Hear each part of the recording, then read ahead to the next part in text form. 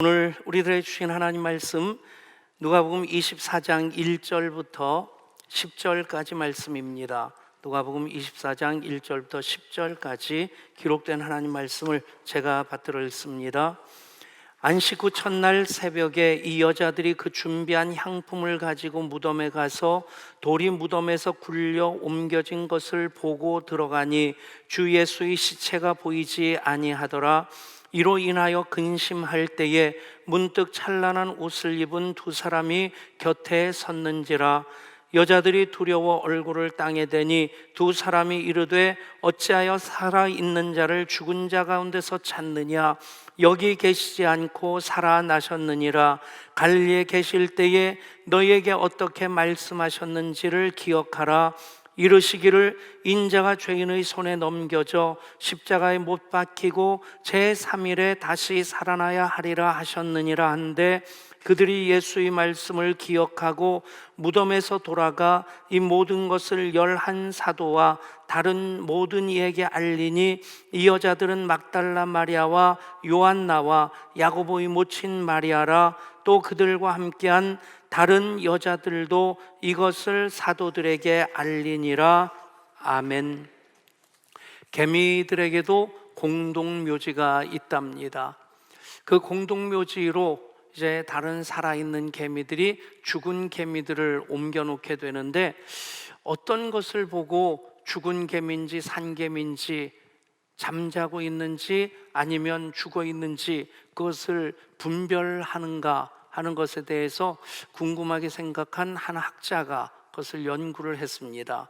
하버드 대학의 생물학자 에드워드 월슨 교수인데, 이 교수님이 연구한 것에 따르면 죽은 개미들에게서는 죽음의 냄새가 난답니다. 그것이 올레산이라고 하는 그 이제 성분을 갖게 되는데, 이제 죽은 개미에게서만 그 올레산이 생성되어지고 그 올레산의 냄새가 나면 다른 살아있는 개미들이 그 개미를 질질 끌고 그 공동묘지로 옮겨 놓는다는 거죠. 이제 죽은 자에게서는 죽은 냄새가 나는 것이고, 살아있는 사람에게는 살아있는 냄새가 나는 거죠. 그래서 이 교수가 어떤 실험을 했냐면, 그 죽은 개미들에게 있는 올레산을 추출을 해서 산 개미에게 묻혀놨답니다. 그러니까 아직 살아있는데도 불구하고 다른 일개미들이 그 개미들을 물고 공동묘지로 갖다 놓고, 나 죽지 않아서 살았어 하고 빌빌 기어 나와가지고 다시 무리싹으로 돌아오면 또 끌어다 놓고, 이 올레산의 냄새가 다 없어지기까지 계속해서 다른 개미들이 그 살아있는 개미들을 물어다 놓더란 얘기입니다. 여러분, 예수님 부활하셨기에 우리에게서는 죽음의 냄새가 나는 것이 아니라 생명의 향기가 납니다. 아멘. 우리 옆에 분에게 그렇게 다시 한번 인사하실까요? 당신에게서는 부활의 향기가 풍깁니다. 아멘. 여러분, 부활을 믿는, 부활의 신앙으로 살아가는 이들에게는 죽음의 냄새가 나질 않습니다. 부활의 향기, 생명의 냄새로 가득한 자들이 바로 우리들입니다. 스포츠 경기를 볼 때 짜릿한 순간이 있습니다. 일방적으로 압도적인 경기력을 가진 그 팀이 경기를 주도하는 것, 나름대로 그 기량을 이렇게 살피는 것도 관람하는 재미이기도 하지만, 그런데 완전히 패색이 짙었는데 그 경기를 뒤집고 역전승을 가져오게 되면 보면서 아주 손에 땀을 나게 하는 그런 아주 긴장된 짜릿한 재미를 느끼게 됩니다. 얼마 전에 월드컵 예선, 우리나라도 예선 전초전으로 한일전을 치렀는데, 역대 한일전 중에서 제일 기분 나쁜 한일전. 일본이 3대0으로 이겼는데, 일본에서 뭐라고 얘기하면 그들 쪽에서 3대0으로 이긴 것에 만족하는 것이 아니라 3대0으로 이긴 것 때문에 기분 나쁘대요. 5대0, 6대0으로 이겼어야 되는데 그런데 지금까지 한국팀하고는 전혀 다른 한국팀, 투지도 없고 뭐 한국팀답지 않은, 그래서 그 생각을 하면 기분 나쁘니까 여기까지 얘기하고, 뭐 이길 수 없는 경기에서 진 거니까 뭐 그럴 수밖에 없겠다, 차라리 기대도 안 했고 그냥 쉽게 찬염이 되어지는 그런 경기인데, 유럽에서도 지금 월드컵 예선이 진행되고 있는데 하나의 이변이 있었습니다. 전차 군단이라고 하는 월드컵 예선에서 20년 동안 져본 적이 없었던 그 독일이 20년 만에 패배를 했는데, 독일에게 패배를 안긴 팀이 북마게도니아라고 하는 신생 국가입니다. 1991년에 독립이 된, 그리고 뭐 독일하고 비교하면 게임도 안 되는데 그 북마게도니아한테 일격을 맞아서 20년 만에 월드컵 예선에서 패배를 한 그런 기록을 안게 되었는데, 독일 입장에서 보면 굉장히 기분 나쁜 거죠.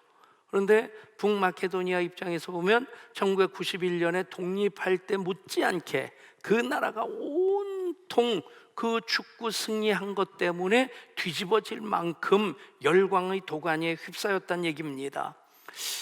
뻔히 질 것 같았는데 그것을 뒤집고 역전승을 가져올 때에 정말 짜릿함을 느끼게 됩니다. 전쟁에서도 그렇지 않습니까? 저 패배를 예상하고 이제는 포로로 잡혀가든지 아니면 죽을 수밖에 없다, 나라가 멸망할 수밖에 없다는 그런 예상을 했는데, 예상을 뒤엎고 역전승을 가져오게 되면 그것이 얼마나 큰 기쁨이겠습니까? 그래서 시작된 경기 중에 하나가 마라톤 아닙니까? 페르시아라고 하는 그 대군하고 그리스 전체가 그 당시에는 도시국가로 나눠져 있었는데, 아테네라고 하는 한 도시국가가 페르시아 대군하고 맞선 겁니다. 페르시아가 2만 5천의 군대를 600척의 그 함선에 싣고 아테네를 침략을 했는데, 거기에 맞서는 아테네 군사는 9천 명밖에 되질 않은 겁니다. 그런데 죽기를 각오하고 싸웠는데 아테네가 이긴 거예요. 얼마나 기뻤는지, 그 페이디피데스라고 하는 한 전령이 우리가 이겼다고 하는 그 승전보를 전하고 40km를 달려와서 그 승전보를 전하고 엎어져서 죽었다. 예, 그건 역사적인 사실은 아니라고 하더라고요. 이제 거기서는 이겼고, 그리고 아테네를 다시 침략해 올지 모른다고 하는 그것 때문에 아테네를 수비하기 위해서 그 군사들, 살아남은 군사들이 다 이동했다는 겁니다. 어쨌든 그 이길 수 없는 그 전쟁에서 승리함으로써 승리를 기념하는 그 경기가 시작된 것이 마라톤 경기입니다. 마라톤 평원에서의 그 역전승을 기념하는 그 경기가 바로 마라톤 경기죠. 근데 여러분, 인류 역사상 의미로서도 규모로도 이런 전쟁에서 역전했다, 아니면 또 스포츠에서 역전했다, 그것과는 비교할 수 없는 위대한 역전승이 있었는데, 그것이 바로 부활입니다. 십자가로 예수님이 죽으셨는데, 그래서 그 죽음으로 모든 것이 다 끝나는 줄 알았는데, 그 사망의 권세를 깨뜨리고 예수님이 다시 사셔서 인류 역사의 흐름을 바꿔 놓은 것입니다.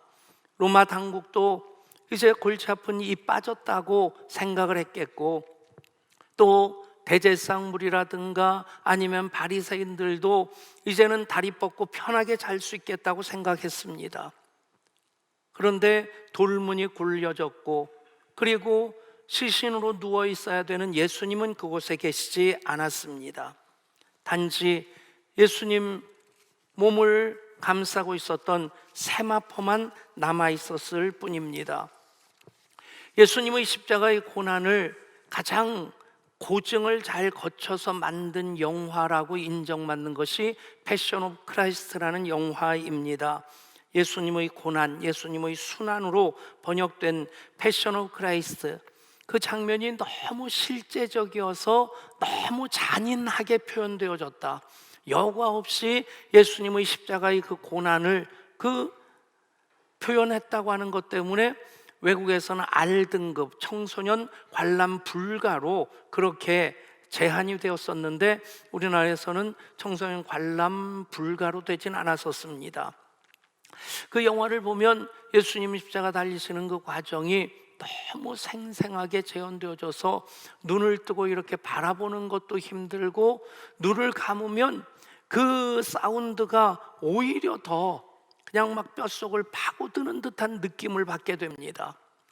저 나름대로 그 장면, 그 영화 속에서 백미라고 하는 그 부분은 예수님이 십자가 위에서 아버지여 내 영혼을 아버지 손에 부탁하나이다, 다 이루었다, 그리고 고개를 떨구시는 그 순간 하늘에서 한 방울 눈물이 떨어집니다. 아들이신 예수님을 인류 구원을 위해서 내어주시고 그 고난당하시는 과정을 다 지켜보시던 하늘 아버지께서 흘리신 한 방울의 눈물입니다. 그 눈물이 하늘에서 떨어져서 십자가 앞에 툭 떨어질 때에, 그때 무덤이 열리고 지진이 일어나고 하나님의 마음을 담은 한 방울 눈물이 그 모든 영화를 다 담았다는 생각이 듭니다. 그런데 그 영화를 보다 보면 감독인 멜 깁슨이 숨겨진 그림 찾기 같이 이렇게 넣어놓은 것이 있습니다. 어떤 것이냐면 예수님이 겟세마네 언덕에 오르셔서 그곳에서 기도하시죠. 얼마나 간절히 기도하셨는지 그 흐르는 땀방울이 피같이 될 정도로 간절히 기도하십니다. 내 아버지여, 만일 할 만하시거든 이 잔을 내게서 지나가게 하옵소서. 그러나 나의 원대로 마시옵고 아버지의 원대로 하옵소서. 그리고 제자들 향해서 오셨는데 제자들은 그 사이에 깊이 잠이 들어 있었습니다. 제자들 향해 예수님께서 안타까운 심정으로 말씀하시죠. 시험에 들지 않게 깨어 기도하라. 마음에는 원이로되 육신이 약하도다. 그리고 다시 두 번째 나아가 기도하여 이르시되 내 아버지여, 만일 내가 마시지 않고는 이 잔이 내게서 지나갈 수 없거든 아버지의 원대로 되기를 원하나이다. 겟세마네 동산에서 밤새워 예수님 기도하시는데, 그런데 그때 사탄이 예수님을 찾아와 시험합니다. 그것을 가지고 예수 그리스도의 최후의 유혹이라고 하는 그 소설을 니코스 카잔차키스가 썼습니다. 보면 예수님이 그 마지막 유혹, 사탄의 유혹을 얼마나 크게 받으셨는가, 그것을 또 얼마나 또 단호한 심정으로 물리치셨는가 하는 것이 니코스 카잔차키스의 예수 그리스도의 최후의 유혹이라고 하는 그 책에 정말 잘 묘사가 되어져 있습니다. 근데 이것이 패션 오브 크라이스트 영화에서도 숨겨진 그리찾기로 나옵니다. 사탄이 예수님 주위를 맴돌며 여자의 모습으로 그렇게 예수님의 기도를 방해합니다. 그 누구도 다른 이들의 고통을 대신 짊어질 수 없어. 내 아버지는 누군데? 그러면서 예수님을 유혹하는, 시험하는 그 사탄이 여자의 모습으로 나오고, 그리고 뱀이 기도하는 예수님을 향해 다가오죠. 예수님께서는 예언 그대로 뱀의 머리를 밟아 부수십니다. 그리고 예수님에게 사형이 선고되어지고 십자가를 지시기 위해 채찍에 맞으시는 그런 장면 속에서 많은 사람들이 둘러서 그 장면을 구경하고 있는데, 그 무리 가운데 이 사탄이 다시 나타납니다. 피가 사방으로 튀고 살이 찢기고, 그런데 여인의 모습으로 나타난 사탄이 이제는 아기 하나를 안고 있습니다. 그 장면을 보면 섬뜩한 느낌이 듭니다. 보면 아기 같지 않죠? 그러니까 저 장면에서 저 아이의 사탄을 상징하는 저 아기가 씩 미소를 짓습니다. 그러면서 지나갑니다. 어떤 의미로 미소를 지었을까요? 이제 너는 끝났다. 너는 죽으면 끝난다. 내가 이겼다. 승리를 선언하는, 확신하는 그런 미소 아닙니까? 여러분, 그 장면만 딱 보면 예수님의 선하신 그 모든 십자가를 통해 인류를 구원하시고자 하셨던 모든 계획이 무의로 끝나는 것 같고, 하나님의 선하신 계획은 그 사탄의 악한 시도 앞에 한없이 무력하게 무너지는 것처럼 보여집니다. 그러나 성경은 선포합니다. 그러나 이제 그리스도께서 죽은 자 가운데서 다시 살아나사 잠자는 자들의 첫 열매가 되셨도다. 아멘. 사망아, 너의 승리가 어디 있느냐? 사망아, 내가 쏘는 것이 어디 있느냐? 사망이 쏘는 것은 죄요, 죄의 권능은 율법이라. 우리 주 예수 그리스도로 말미암아 우리에게 승리를 주시는 하나님께 감사하노니. 아멘. 여러분, 부활은 역전승입니다. 모든 불가능, 모든 상식, 모든 자연의 법칙을 다 깨뜨리시면서 사망의 권세를 이기시고 예수님이 부활하신 것입니다. 이렇게 선포할 수 있는 배경이 오늘 말씀에 이렇게 기록되어 있습니다. 어찌하여 살아있는 자를 죽은 자 가운데서 찾느냐? 여기 계시지 않고 살아나셨느니라. 갈릴리에 계실 때 너희에게 어떻게 말씀하셨는지를 기억하라. 이르시기를 인자가 죄인의 손에 넘겨져 십자가에 못 박히고 제3일에 다시 살아나야 하리라 하셨느니라 한데, 그들이 예수의 말씀을 기억하고 무덤에서 돌아가 이 모든 것을 11사도와 다른 모든 이에게 알리니, 이 여자들은 막달라 마리아와 요한나와 야고보의 모친 마리아라. 또 그들과 함께한 다른 여자들도 이것을 사도들에게 알리니라. 아멘. 여러분, 예수님은 사망의 권세를 깨뜨리시고 부활하셨습니다. 예수님 십자가로 하나님의 구원을 완성하셨을 때 거기까지가 성육신하신 예수님의 일이었는데, 하나님께서는 그를 죽은 자들 가운데 잠자는 자들의 첫 열매로 다시 살리셨습니다. 그것을 성경은 캐리그마라고 합니다. 캐리그마, 기독교 복음의 핵심을 얘기하는 것입니다. 복음서에 예수님의 기적이 수도 없이 다 기록되어져 있고 예수님의 주옥 같은 생명의 말씀도 엄청 많습니다.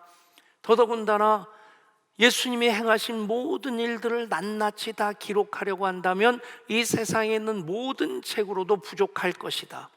그런데 그것을 캐리그마라고 하지 않습니다. 사도들이 선포하는 그 설교 가운데 언제나 담겨져 있던 기독교 복음의 핵심인 캐리그마는 무엇입니까? 바로 예수님의 십자가와 부활입니다. 예수님의 십자가와 부활이 없다면 복음은 복음이 아니란 얘기입니다. 기독교도 기독교일 수 없는 것입니다. 예수님의 십자가와 부활이 예수님의 그리스도이심의 가장 확실한 증거이고, 그것이 하나님께서 예수님을 통해서 이루고자 하시는 구원의 가장 중요한 사건인 것을 믿으시기를 바랍니다. 그렇습니다. 기독교 복음의 핵심은 십자가 부활입니다. 28장까지 되어져 있는 마태복음을 보면 예수님 십자가를 지시기 위해 예루살렘에 입성하시고 그리고 사흘 만에 부활하시는 그 마지막 일주일에 대해서 8장을 할애하고 있습니다. 전체 4분의 1이 넘습니다. 더더군다나 요한복음 21장까지 기록되는 요한복음을 보면 전체의 절반 이상이 예수님의 마지막 일주일에 대한 기록입니다. 마지막 일주일, 십자가와 부활을 빼면 복음도 복음일 수 없다는 것입니다. 예수님이 그리스도일 수 없다는 것입니다. 그래서 이 복음에 대해서 20세기 신학계의 거장이라고 일컬어지는 칼 바르트는 이렇게 얘기를 합니다. 부활의 메시지는 짧을수록 좋다. 왜냐하면 부활은 사실이기 때문이다. 성경은 구차하게 증명하려고 하거나 변증하려고 하지 않는다. 단순하게 선포했고 믿고 살라고 선언했을 뿐이다. 여러분, 그 부활의 메시지 앞에 우리가 서 있습니다. 이것을 내가 믿느냐? 나를 믿는 자는 죽어도 살겠고 무릇 살아서 믿는 자는 영원히 죽지 아니하리니 이것을 내가 믿느냐? 우리의 대답은 마리아와 마찬가지로 그렇습니다, 주여. 내가 그렇게 믿습니다. 아멘. 그 믿음으로 우리는 예배하고 있고 그 믿음으로 살아갈 때 그 부활의 생명은 이 땅에서뿐 아니라 영원한 하나님 나라까지 우리를 이끌어주는 생명의 역사로 이어지게 될 줄 믿습니다. 부활은 최고의 역전 드라마입니다. 그런데 부활을 여전히 사람들 믿으려 하지 않습니다. 믿기 어렵다고 합니다. 그 이유가 무엇입니까? 상식적으로 이해가 되지 않는다고, 과학적으로 설명할 수 없어서 믿기 어렵다고 얘기를 합니다. 그런데 여러분, 과학은 하나님 창조의 역사를 밝혀내는 과정이 과학입니다. 그런데 지금 모든 과학들 보면 지질학이든 생물학이든 어떤 과학이든지 전제하는 것이 무엇이냐면 모든 것이 오랜 시간 가운데 우연히 저절로 만들어졌다. 이걸 기본적으로 전제하고 시작합니다. 원시 대기 상태, 암모니아 가스가 많고 이산화탄소가 많은 그런 원시 대기 상태에서 어느 날 번개가 번쩍하고 치고 화산이 폭발하는 그런 에너지를 통해서 단백질이라고 하는 유기물질이 만들어졌고, 그런 것이 공중에 떠돌다가 어느 날 또 벼락이 치고 화산이 폭발하는 그런 엄청난 에너지 때문에 이것들이 이제 자기 복제 기능을 갖게 되는 유기물질이 생명체가 되었고, 그것을 전제로 얘기합니다. 근데 생각해 보면 여러분, 하나님이 창조하셨음을 믿는 것이 훨씬 쉽지 이것을 믿는 게 훨씬 더 어려운데, 그것은 과학이라고 하고 이것은 비과학적이라서 비상식적이라서 믿을 수 없다고 얘기를 합니다. 여러분, 세상 사람들만 그렇게 대하는 것이 아닙니다. 제자들도 그랬습니다. 정말 어처구니 없는 일 같지만 제자들이 예수님의 부활을 믿으려 하지 않았습니다. 오늘 본문 말씀 바로 다음에 이런 말씀이 나옵니다. 사도들은 그들의 말이 허탄한 듯이 들려 믿지 아니하나 베드로는 일어나 무덤에 달려가서 구부려 들여다보니 세마포만 보이는지라 그 된 일을 놀랍게 여기며 집으로 돌아가니라. 다른 제자들은 그 소식을 들으면서 허탄한 듯이 들려서 믿지 않았습니다. 그래도 수제자라고 하는 베드로가 조금 나은 것이 무엇입니까? 무덤까지 갔습니다. 구부려 들여다봤습니다. 세마포만 있는 것을 봤는데 그냥 놀랍게 여길 뿐이었지 믿질 않았습니다. 그 다음 베드로의 행동이 무엇이었습니까? 우리가 고기 잡으러 가자. 그래서 고기 잡는 그 일을 위해 호구지책을 해결하려고 하는 그런 행동으로 옮겨진 것을 보면 베드로도 믿지 않았다는 얘기입니다. 단지 놀랍게만 여겼습니다. 또 바로 다음에 나오는 누가복음 말씀 보면 그 유명한 엠마오로 내려가는 두 제자의 얘기가 나옵니다. 글로바와 또 다른 제자, 엠마오로 내려가고 있었습니다. 왜 엠마오로 가고 있었습니까?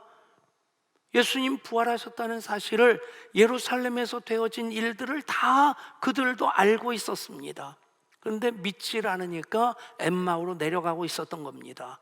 그들 가운데 예수님이 동행하시면서 그들과 대화를 하시는데, 그런데 그들의 눈이 가려워져서 예수신 줄 알지 못하고, 그래서 예수님께서 그들에게 물을 때에 그 한 사람 글로바라 하는 자가 대답하여 이르되 당신이 예루살렘에 체류하면서도 요즘 거기서 된 일을 혼자만 알지 못하느냐. 핀잔하는 투입니다. 그러면서 설명을 합니다. 이르되 나사렛 예수 이리니 그는 하나님과 모든 백성 앞에서 말과 일에 능하신 선자이거늘 우리 대상들과 관리들이 사형 판결에 넘겨주어 십자가에 못 박았느니라. 우리는 이 사람이 이스라엘을 속량할 자라고 바랐노라.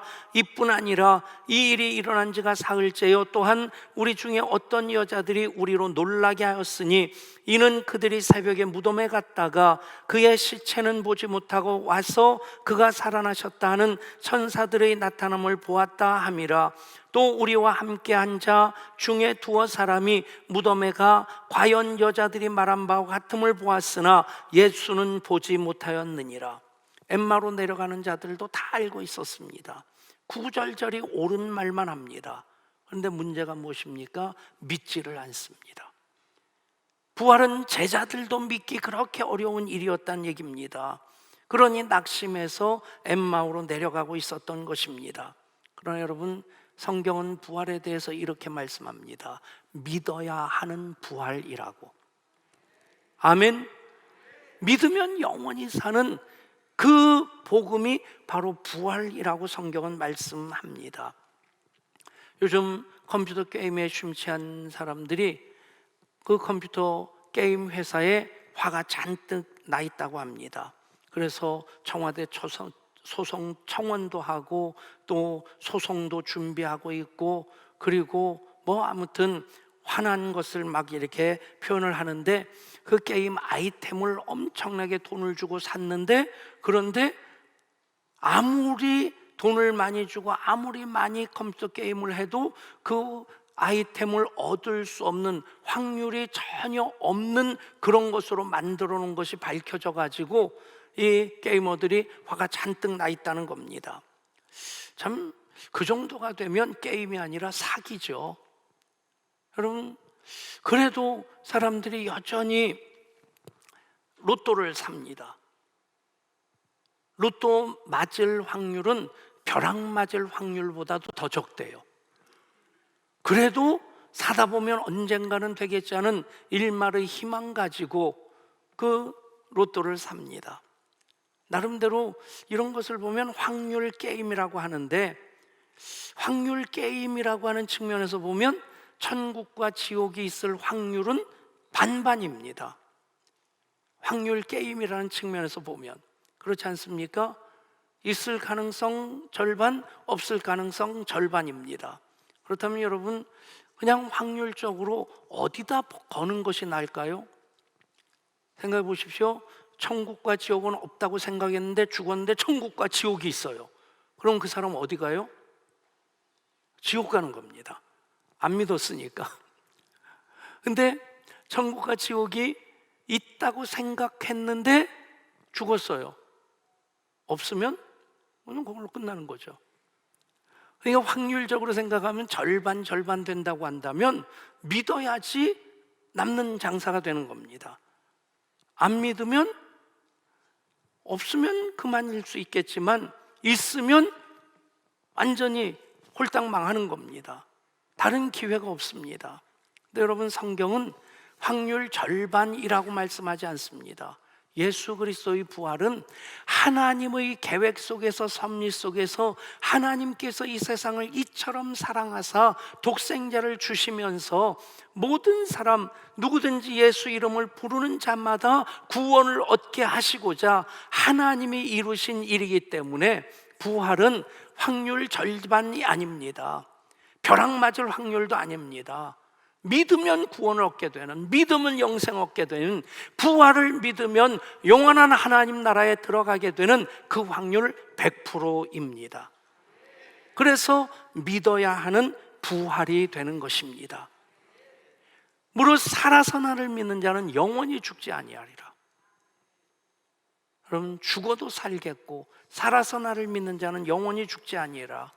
이 부활의 선포 앞에 우리는 서 있습니다.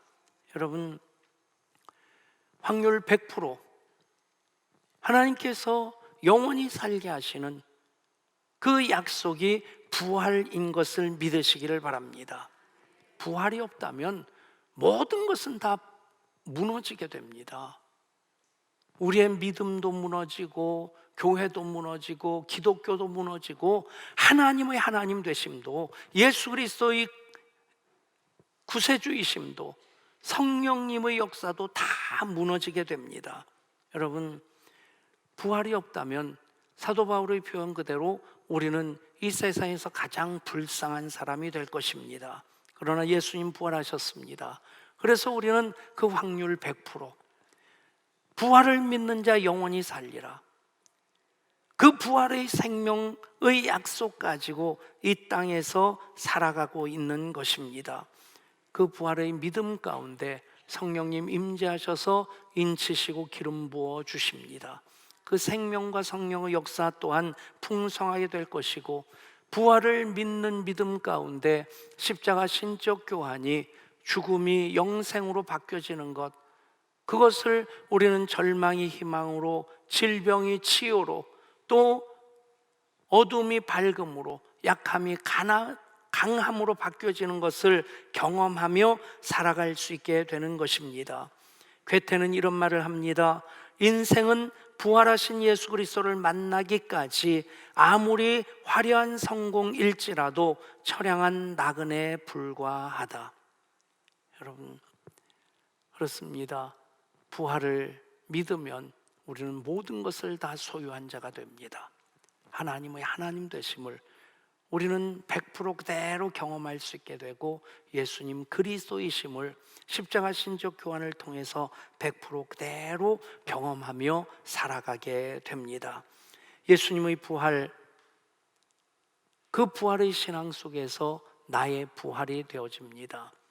부활이라고 하는 이 단어, resurrection이라고 하는 영어 단어를 영어는 세 가지 단어로 설명하고 있습니다. restoration이라고 하는 회복의 의미로, 그리고 또 하나 revival, 부흥의 의미로 설명하고 있습니다. 부활의 신앙으로 살아가는 자들, 회복의 역사를 하나님 이루어 주십니다. 부활의 신앙은 부흥의 역사를 이루게 됩니다. 부활의 신앙으로 살아가는 여러분 삶 속에 부활의 생명의 역사가 회복의 은혜로, 부흥의 역사로 계속 이어지기를 부활하신 우리 주 예수 그리스도 이름으로 축복합니다. 하나님,